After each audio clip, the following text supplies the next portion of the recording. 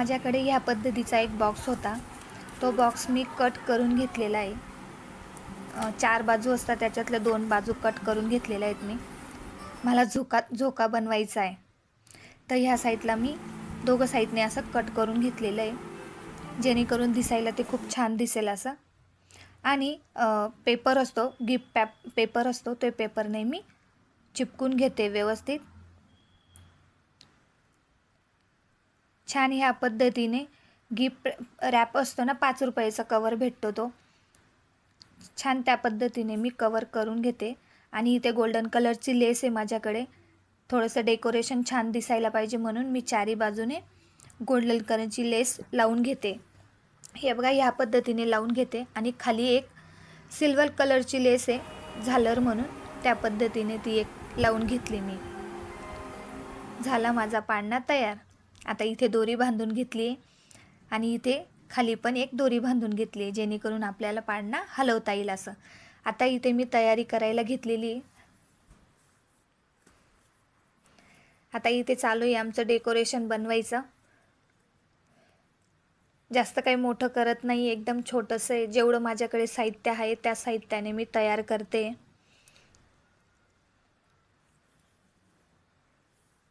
आता मी इथे एक पाट मांडून घेतलेला आहे आणि त्यावर एक कपडा अंथरून घेतलेला आहे।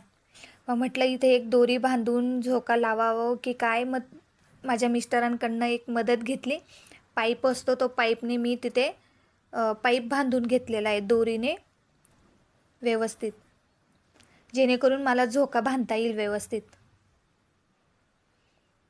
ह्या पद्धतीने पॅक करून घेतला मी त्यांच्याकडनं।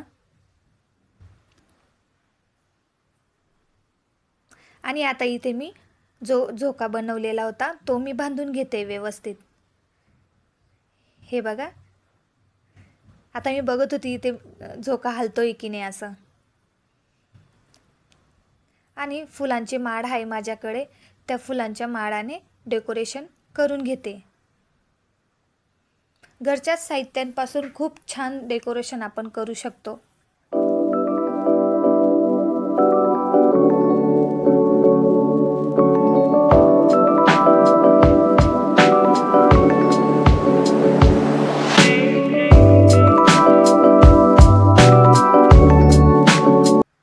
मी ते थोडंसं पाठीमागे सरकून घेतलं आणि एक खाली कपडा अंथरून घेतला व्यवस्थित। ह्या पद्धतीने बघा, तुम्हाला दिसत असेल।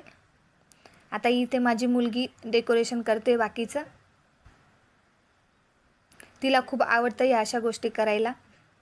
आता हे आम्ही बनवलेलं होतं ते व्यवस्थित ठेवून घेतलं आहे तिथे आणि पूजा करायच्या अगोदर दिवा लावून घेतला। आता बाळकृष्णाला आपण व्यवस्थित दुधाने किंवा पंचामृताने अंघोळ करून घेऊ आणि पाण्याने पण आम्ही सर्वांनी मिळून असं करून घेतले।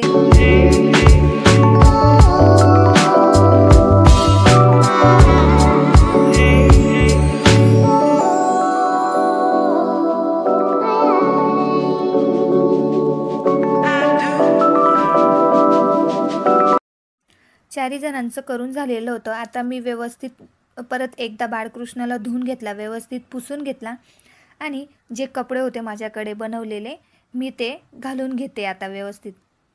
आणि फेटा बनवलेला आहे, माझ्या मुलीने खूप सुंदर फेटा बनवलेला आहे। आता ती फेटा घालून घेते। बघा किती सुंदर दिसताय ना बाळकृष्ण। आणि आता त्यांना पाळण्यावर बसून घेऊ आपण व्यवस्थित। हे बघा, ह्या पद्धतीने किती सुंदर दिसताय ना बाळकृष्ण। आता इथे आम्ही व्यवस्थित जे पूजेची ताट तयार केलेला होता मी, नैवेद्य होता, दूध होतं, लोणी होतं, जे माझ्याकडे बदाम आणि मनुके होते ते ठेवलेले होते।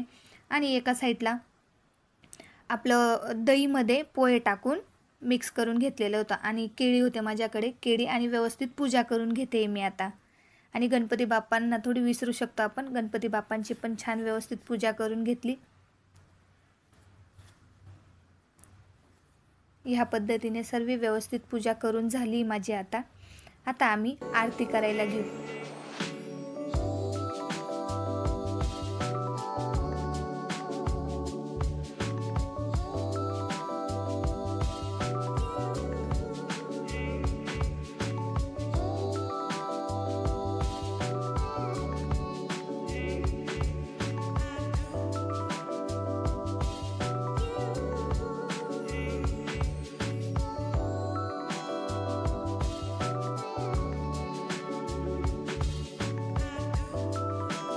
आमची दोघांची झाली होती, माझा मुलगा माझी मुलगी दोघांकडनं पण आरती करून घेतली, कारण त्यांनाही ह्या गोष्टी कळायला पाहिजे, त्याच्यामुळे त्यांनाही समजतं की आपण काय करतोय ते त्यांनाही दिसतं।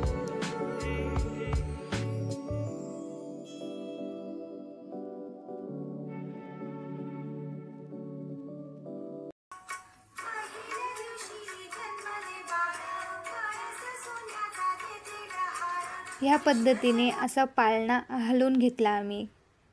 बघा ना किती सुंदर दिसताय बाळकृष्ण। सर्वांनी, माझ्या मुलीला तर खूप आवडतं, तिचं सकाळपासून चालू होतं, मम्मी मला कानी बाळकृष्णाला पाळणा झुलवायचा आहे बरं का गं मम्मी, मला खूप आवडतं। हे बघा किती छान वाटतंय ना बाळकृष्ण।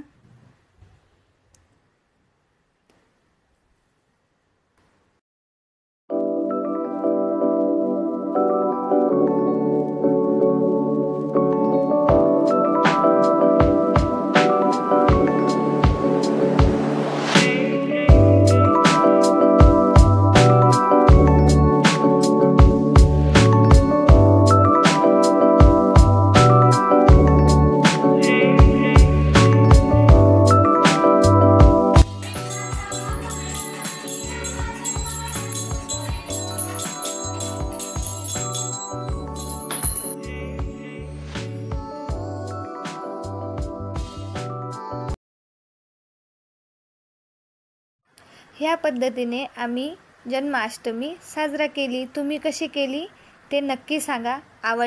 माझा व्हिडिओ आवडला असेल तर लाईक, शेअर आणि सबस्क्राईब करा। भेटूया अशाच वेगवेगळ्या व्हिडिओमध्ये तुम्हाला।